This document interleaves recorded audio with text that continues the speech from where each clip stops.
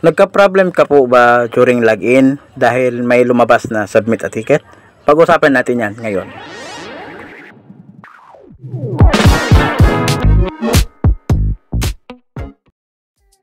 Ito explain ko lang. Kasi ito po yung common problem ngayon, nowadays po, year 2022 sa GCash. Na imbis mag-login po tayo sa ating account, pero lumalabas mayroon pong submit a ticket. Di naman tayo nagre-request para mag-submit tayo ng ticket. Nag-wonder ka kung bakit ito bakit ba ang account mo nagkaganito. Isa sa pinaka-common po na cause niyan, kayo ay reported po ng isang user, GCash user, reported po yung account mo.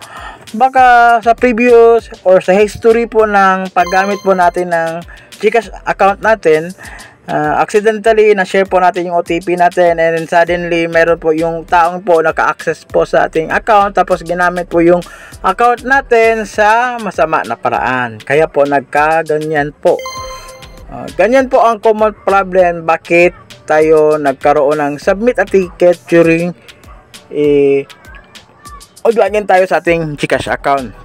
Ang tanong, mayroon bang paraan? Yes, mayroong paraan po. Mabilis na paraan. Actually, mabilis na paraan.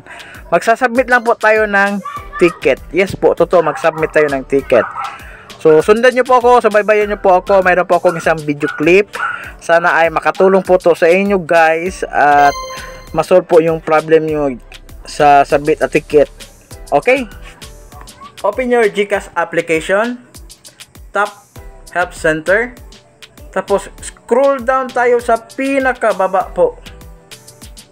Tap po natin yung how to learn how to check your status. Tapos scroll down ulit po. Hanapin po natin yung submit a ticket sa baba ng yes or no. As usual po, yan, kailangan gamitin po natin dito ang active email address. Any kind of email address po, no need na po na email na ginamit nyo during registration. Basta active lang po. Yung full name nyo po na ginamit. Ito, registered number ni GCash. Dapat di po kayo magkamali. At category po natin is I can't log in into my GCash application. Dito, anong explanation po natin? Pwede nyo pong gayahin po ito. The system says, yan, that I need to submit a ticket. Please, I need my GCash on daily use. Okay, pwede nyo din gamitin yan. Depende na po sa reasoning nyo po. Pero dito sa baba, as you can see, meron po tayong attachment. Dapat po ma-fill out po natin yung attachment na to at ma-comply po yung ating mga documents na kinakailangan ni GCash. Mga comply po dapat natin, masubmit po natin.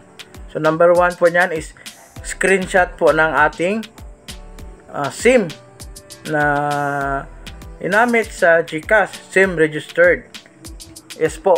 Ganito po lang example yan. Go to our settings lang po sa ating Android phone. Tapos yan, tap po natin. So, as you can see, yan, nandyan po. So, screenshot lang po natin yan. No need na po yung SIM pack, yung physical. Pwede na po digital. Kasi naka-screenshot naman tayo. So, probably mahanap po natin yan sa ating attachment file. Hanapin natin yan, makikita po natin yan. Ayan po, lumabas po sa attachment file. So, upload po natin. Yan, tap natin yan, i-upload natin yan. Di lang po yan, kailangan din po natin ng isang government ID. After nyan, so attachment file, yan, loading na. So, kailangan din natin yung government ID. Kung may driver's license po kayo, SSS, PhilHealth, Pag-ibig, o national ID, pwede na po yan. To prove na ikaw po ang person na yan. Okay. Yan. Ito, ang gagamitin ko dito ay yung driver's license ko. So, I take a photo of my driver's license to prove that I am the legal owner of this account. So, after having a screenshot, so let's go back to our attachment file. No way, selfie together with our ID.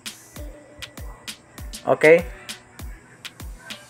Then let's go back to attachment. So i-download po natin, upload po natin yan. So yan. So isa pa, yung selfie ko together with my valid ID. Baka ninakaw ba? So kailangan may selfie din tayo sa ating valid ID. Okay, as easy as that po. Actually, pag once masubmit na to, based on my experience po, dire-diretso na po yan. Once mag-open po tayo ng ating GCash application, basta makumply lang po lahat ng documents, tunay na po pumunta sa ating Gmail. Pero in case po, pwede natin ma-visit yung Gmail na sinubmit natin or email para for confirmation lang po na pumasok po talaga or makaka-receive po kasi tayo ng ticket number doon. Pero anyway, once magawa na po natin yan, pwede na po tayong diretso sa ating application at mawawala na po yung submit a ticket. Basta po makomply lang po natin yung ating mga documents. Ganun lang po ka-easy. So, hopefully ay nakatulong po ako sa inyo guys. Ayan. So, done. Tapos na.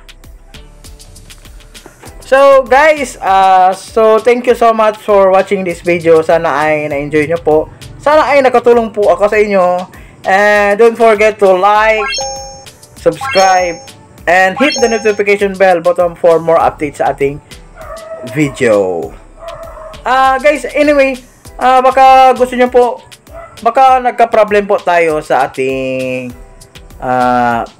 tawag nito, IMPIN. At di nyo po alam kung paano po mag-submit a ticket. Tingnan nyo po itong video na to. Please watch this video po kung paano po mag-submit a ticket para mag-recover po ng ating IMPIN. So I suggest po to watch this video po at para ma-solve po natin yung problem po natin sa ating IMPIN.